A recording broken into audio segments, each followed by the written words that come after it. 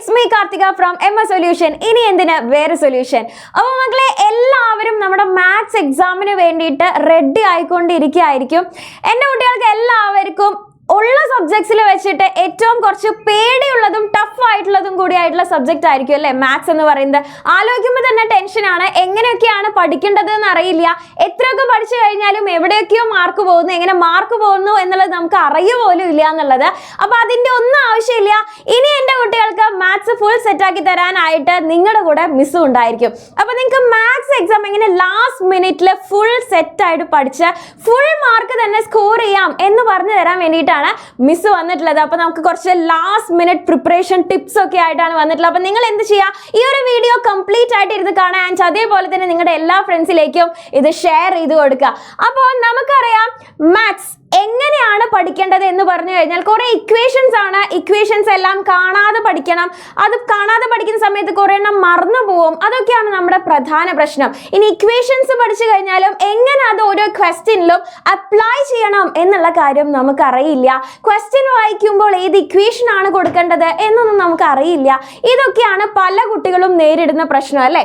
അപ്പോൾ നമുക്ക് ആദ്യം നോക്കേണ്ടത് നമ്മുടെ 8ാം ക്ലാസ്സിൽ ഈ വരുന്ന ഓണം എക്സാമിന് ഏതൊക്കെ ചാപ്റ്റേഴ്സ് ആണ് വരുന്നത് എന്നുള്ളത് അറിയണം. ആൻഡ് അതേപോലെ തന്നെ ഓരോ ചാപ്റ്റേഴ്സിന്റെയും വെയിറ്റേജ് എത്രയാണ്, ഓരോ ചാപ്റ്ററിൽ നിന്നും എത്ര മാർക്കിനാണ് ക്വസ്റ്റ്യൻസ് ചോദിക്കാനായി പോകുന്നത് എന്നുള്ള ഒരു ഐഡിയ നമുക്ക് ഉണ്ടെങ്കിൽ നമുക്ക് അതിനനുസരിച്ച് ഓരോന്നിനും ഇമ്പോർട്ടൻസ് കൊടുത്തുകൊണ്ട് പഠിക്കാനായിട്ട് പറ്റും. അപ്പൊ മക്കളെ നമുക്ക് 4 ചാപ്റ്റേഴ്സ് ആണ് ഈ വരുന്ന എക്സാമിന് വരാനായിട്ട് പോകുന്നത്. സ്ക്വയേഴ്സ് അല്ലെങ്കിൽ വർഗ്ഗങ്ങൾ, ഈക്വൽ ട്രയാങ്കിൾസ് അല്ലെങ്കിൽ തുല്യ ത്രികോണങ്ങൾ, സ്ക്വയർ ഐഡന്റിറ്റീസ് ആൻഡ് അതേപോലെ തന്നെ പോളിഗൺസ് എന്ന് പറയുന്ന ചാപ്റ്റർ ആണ്.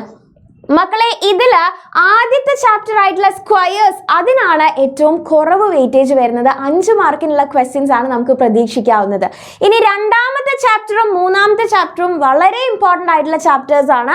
ഈക്വൽ ട്രയാങ്കിൾസിൽ നിന്ന് 12 മാർക്കിനും സ്ക്വയർ ഐഡന്റിറ്റീസിൽ നിന്നും 13 മാർക്കിനും നമുക്ക് ക്വസ്റ്റ്യൻസ് പ്രതീക്ഷിക്കാവുന്നതാണ്. നമുക്ക് നാലാമത്തെ ചാപ്റ്റർ ആയിട്ടുള്ള പോളിഗൺസ് അല്ലെങ്കിൽ ബഹുഭുജങ്ങൾ എന്ന് പറയുന്ന ചാപ്റ്ററിൽ നിന്ന് 10 മാർക്കിനാണ് നമുക്ക് ക്വസ്റ്റ്യൻസ് പ്രതീക്ഷിക്കാവുന്നത്. അപ്പൊ എൻ്റെ കുട്ടികൾക്ക് ഇത് കണ്ടിട്ട് എന്ത് മനസ്സിലായി? നമ്മൾ ഏറ്റവും കൂടുതൽ ഇമ്പോർട്ടൻസ് കൊടുത്ത് ഏറ്റവും കൂടുതൽ നന്നായി പഠിക്കേണ്ടത് ഏതൊക്കെ ക്വസ്റ്റ്യൻസ്, ഏതൊക്കെ ചാപ്റ്റേഴ്സ് ആണ്.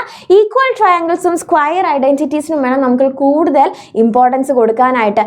ഓക്കെ, അപ്പൊ നമുക്കറിയാം സ്ക്വയർ ഐഡന്റിറ്റീസ് എന്ന് പറയുന്ന ചാപ്റ്ററിൽ കുറെ ഐഡന്റിറ്റീസ് ആണ് നമുക്ക് പഠിക്കാനുള്ളത് അല്ലേ. അപ്പോൾ ആ ഓരോ ഐഡന്റിറ്റീസും പഠിച്ചു കഴിഞ്ഞാൽ അത് ഉപയോഗിച്ച് വരുന്ന ക്വസ്റ്റ്യൻസ്, ചുമ്മാ അങ്ങ് ഐഡന്റിറ്റി പഠിക്കുക, നമ്മുടെ A+B² എന്നൊക്കെ പറയുന്ന പോലെ കുറെ ഐഡന്റിറ്റീസ് പഠിക്കാനുണ്ട് അല്ലേ. അപ്പോൾ ഓരോ ഐഡന്റിറ്റീസ് പഠിക്കുക, അതേപോലെ തന്നെ അത് എന്ത് ചെയ്യുക, നേരെ നമ്മുടെ ക്വസ്റ്റ്യനിൽ അങ്ങ് സബ്സ്റ്റിറ്റ്യൂട്ട് ചെയ്ത് കൊടുത്തു കഴിഞ്ഞാൽ നമുക്ക് ആൻസർ കിട്ടും.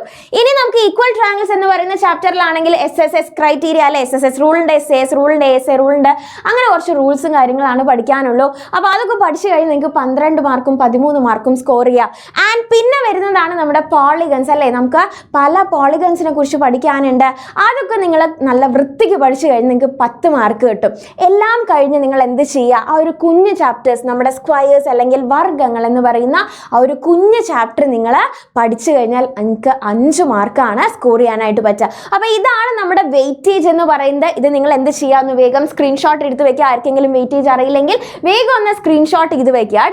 അപ്പൊ മക്കളെ നിങ്ങൾക്ക് 40 മാർക്കിനായിരിക്കും നമ്മുടെ ക്വസ്റ്റ്യൻ പേപ്പർ ഉണ്ടായിരിക്കുക. ആൻഡ് ഈ 40 മാർക്ക് എഴുതി തീരാനായിട്ട് നിങ്ങളുടെ കയ്യിലുള്ളത് ആകെ 1.5 മണിക്കൂറാണ്. അപ്പോൾ ഒരു ക്വസ്റ്റ്യനിൽ കുറേ ഇരുന്ന് ആലോചിച്ചൊക്കെ ഇരുന്ന് കഴിഞ്ഞാൽ എന്ത് ചെയ്യും, നിങ്ങൾക്ക് സമയം തികയാത്ത പ്രശ്നം വരും. അപ്പൊ കറക്റ്റ് ആയിട്ട് ടൈം നോക്കി കറക്റ്റ് ടൈം യൂസേജ് ഒക്കെ ചെയ്ത് നല്ല രീതിക്ക് വേണം ഓരോ ക്വസ്റ്റ്യൻസും ആൻസർ ചെയ്യാൻ. സ്റ്റെപ്സ് ഒന്നും വിട്ടുപോകരുത്. സോ 40 മാർക്ക് 1.5 മണിക്കൂർ, ഇതാണ് നമ്മുടെ ലക്ഷ്യം എന്ന് പറയുന്നത്. ഇനി എങ്ങനെ ഈസി ആയിട്ട് ഈ ഒരു ലാസ്റ്റ് മിനിറ്റിൽ നമുക്ക് മാത്സ് പഠിക്കാനായിട്ട് പറ്റും. അപ്പോൾ മാത്സ് പഠിക്കുമ്പോൾ നിങ്ങൾ ഫോളോ ചെയ്യേണ്ട കാര്യങ്ങൾ എന്തൊക്കെയാണ് എന്നാണ് നമ്മൾ നോക്കുന്നത്. ആദ്യം ബേസിക് കൺസെപ്റ്റ്സ് നിങ്ങൾ മനസ്സിലാക്കണം. Understand the basic. ഓരോ ചാപ്റ്ററിലെയും ഓരോ കാര്യങ്ങളുടെയും ബേസിക് കാര്യങ്ങൾ, ബേസിക് മുതൽ നിങ്ങൾ കൺസെപ്റ്റ് മനസ്സിലാക്കുക. എങ്കിൽ മാത്രമാണ് നിങ്ങൾക്ക് എന്ത് ചെയ്യാൻ പറ്റുള്ളൂ. ഒരു ക്വസ്റ്റ്യൻ കുറച്ച് ട്വിസ്റ്റഡ് ആയിട്ട് വന്നാൽ പോലും, ഇപ്പോൾ നിങ്ങൾക്ക് അറിയാം സിലബസ് മാറിയതാണ്, ക്വസ്റ്റ്യൻ പേപ്പർ പാറ്റേൺ മാറിയിട്ടുണ്ട്. അപ്പോൾ കൺസെപ്റ്റ് നിങ്ങൾക്ക് അറിയാമെങ്കിൽ ക്വസ്റ്റ്യൻ ഏത് രീതിയിൽ ചോദിച്ചു കഴിഞ്ഞാലും നിങ്ങൾക്ക് ഈസി ആയിട്ട് ആൻസർ ചെയ്യും. അപ്പോൾ നിങ്ങൾ അത് കറക്റ്റായിട്ട് പക്ക ആക്കണം. പിന്നെ നിങ്ങൾ ചെയ്യേണ്ട കാര്യം കാര്യമാണ് ഒരു ഫോർമുല ഷീറ്റ്. അതായത് ഓരോ ചാപ്റ്റേഴ്സിലെയും ഫോർമുലാസ് മാത്രം ഇൻക്ലൂഡ് ചെയ്തുകൊണ്ട് നിങ്ങളൊരു ഷീറ്റ് പ്രിപ്പയർ ചെയ്യുക. ഷീറ്റ് എന്നൊക്കെ പറഞ്ഞു കഴിഞ്ഞാൽ വലിയ ഷീറ്റ് അല്ല, ഒരു കുഞ്ഞു പേപ്പറിൽ നിങ്ങൾ എന്ത് ചെയ്യുക, ഒരു ചാപ്റ്ററിലെ ഫോർമുലാസ് മാത്രമായിട്ട് നോട്ട് ഡൗൺ ചെയ്യുക. എന്തൊക്കെയാണ് ആ ഒരു ചാപ്റ്ററിൽ പഠിക്കാനുള്ളത്. ഇപ്പം നിങ്ങൾ ഈക്വൽ ട്രയാങ്കിൾസ് എന്ന് പറയുന്ന ഒരു ചാപ്റ്റർ എടുക്കുകയാണെന്നുണ്ടെങ്കിൽ നമുക്കറിയാം കുറേ റൂൾസ് നിങ്ങൾക്ക് പഠിക്കാനുണ്ട് അല്ലേ. ആ ഒരു റൂൾസ് എന്താണ് എന്ന് മനസ്സിലാക്കാനായിട്ട് 2 ട്രയാങ്കിൾ വരയ്ക്കുക. അതിൽ കറക്റ്റായിട്ട് എന്തൊക്കെയാണ് നമ്മൾ നോക്കേണ്ടത്, എന്തൊക്കെ കാര്യങ്ങൾ, 3 സൈഡ് ഈക്വൽ ആണെന്നുണ്ടെങ്കിൽ അവിടെ 3 ആംഗിൾ ഈക്വൽ ആവും. അപ്പോൾ അതൊക്കെ കുഞ്ഞുതായിട്ട് ഇങ്ങനെ മാർക്ക് ചെയ്തിട്ട് ഒരു ഫോർമുല ഷീറ്റ് നിങ്ങൾ പ്രിപ്പയർ ചെയ്ത് വെക്കുക. ആൻഡ് എക്സാമിന് പോകുന്നതിന് തൊട്ട് മുമ്പ് നിങ്ങൾ ആ ഒരു ഫോർമുല ഷീറ്റ് മാത്രം നോക്കിക്കഴിഞ്ഞാൽ നിങ്ങൾക്ക് ആ ഒരു ചാപ്റ്ററിൽ പഠിക്കാനുള്ള എല്ലാ കാര്യങ്ങളും ടപ്പേന്ന് പറഞ്ഞിട്ട് എന്ത് ചെയ്യും, മൈൻഡിലേക്ക് ഓടി വരും. റെഡിയാണോ? അപ്പോൾ ഈ ഒരു കാര്യം നിങ്ങൾ ഒരിക്കലും മറക്കരുത്.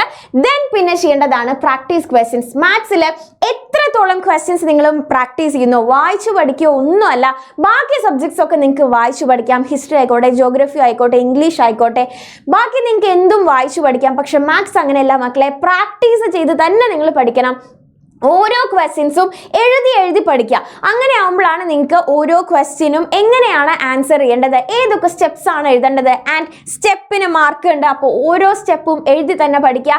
അല്ലെങ്കിൽ നിങ്ങൾ ജസ്റ്റ് വായിച്ചു പോയി കഴിഞ്ഞാൽ നിങ്ങൾക്ക് വായിക്കുന്ന സമയത്ത് തോന്നും യെസ് എനിക്കെല്ലാം അറിയാം, ഓർമ്മയുണ്ട് എന്നൊക്കെ തോന്നും. പക്ഷേ ക്വസ്റ്റ്യൻ പേപ്പറിൽ ക്വസ്റ്റ്യൻ കിട്ടിക്കഴിയുന്ന സമയത്ത് എങ്ങനെയാണ് അത് എഴുതേണ്ടത്, എങ്ങനെയാണ് അതിനെ അറ്റംപ്റ്റ് ചെയ്യേണ്ടത്, ഏത് ഇക്വേഷനാണ് കൊടുക്കേണ്ടത് എന്നുള്ള കാര്യം നമുക്ക് ചിലപ്പോൾ കൺഫ്യൂഷൻസ് വരും. അപ്പോൾ ഈ ഒരു 3 കാര്യങ്ങൾ നിങ്ങൾ കൃത്യമായി ഫോളോ ചെയ്ത് കഴിഞ്ഞാൽ നിങ്ങൾക്ക് ഒരിക്കലും ഒരു പേടിയും വേണ്ട. ഈ വരുന്ന എക്സാമിന് നിങ്ങൾക്ക് 40 ഔട്ട് ഓഫ് 40 തന്നെ കിട്ടുന്നതാണ് മക്കളെ. അപ്പോൾ എൻ്റെ കുട്ടികൾ എല്ലാവരും ഈ കാര്യങ്ങളെല്ലാം ഫോളോ ചെയ്തുകൊണ്ട് നല്ല അടിപൊളിയായിട്ട് പഠിക്കുമെന്നാണ് മിസ് വിചാരിക്കുന്നത്. അപ്പോൾ ഓൾ ദ വെരി ബെസ്റ്റ്. നിങ്ങൾക്ക് മാത്സ് എക്സാമിന്, മാത്സിന് മാത്രമല്ല എല്ലാ എക്സാമിനും, പ്രത്യേകിച്ച് ഇപ്പോൾ ഇതാ മിസ് മാത്സിൻ്റെ കാര്യം പറഞ്ഞുകൊണ്ട് എല്ലാവരും നല്ല അടിപൊളിയായിട്ട് തന്നെ ഈ ഒരു രീതി നോക്കിയിട്ട് നിങ്ങൾ പഠിക്കുക. എന്നിട്ട് ഇപ്രാവശ്യം നിങ്ങൾ ഇതൊന്ന് ഫോളോ ചെയ്തതിന് ശേഷം നിങ്ങൾ മാത്സ് എക്സാം എഴുതുക. എന്നിട്ട് വന്നിട്ട് ഈ ഒരു വീഡിയോയ്ക്ക് താഴെ തന്നെ കമൻറ്റ് ചെയ്യുക എങ്ങനെ ഉണ്ടായിരുന്നു എക്സാം, ഈ ടിപ്സ് നിങ്ങൾക്ക് യൂസ്ഫുൾ ആയോ, അത് ഉപയോഗിച്ചുകൊണ്ട് നിങ്ങൾ വിചാരിച്ചതിനേക്കാൾ കുറച്ച് കൂടുതൽ മാർക്ക് നിങ്ങൾക്ക് സ്കോർ ചെയ്യാൻ പറ്റുമോ എന്നുള്ള കാര്യം മിസ്സിനെ അറിയിക്കാനായിട്ട് മറക്കരുത്.